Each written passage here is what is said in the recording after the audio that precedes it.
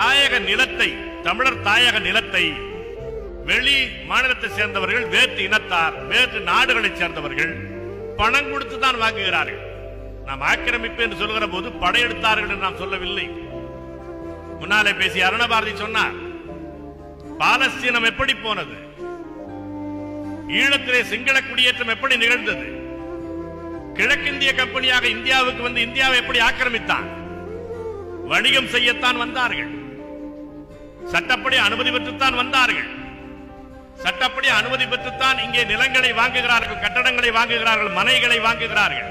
மார்வாடிகள், குஜராத்தி சேட்டுகள், மலையாளிகள், ஆந்திரா தெலுங்கர்கள், இவர்கள் ஒரு விவசாய இடத்திலே, ஒரு மனை உரிமையாளரிடத்திலே அந்த ஒரு துண்டு நிலத்தை வாங்குகிறார்கள் என்று சொன்னால் அந்த விவசாயிக்கு அது இழப்பு.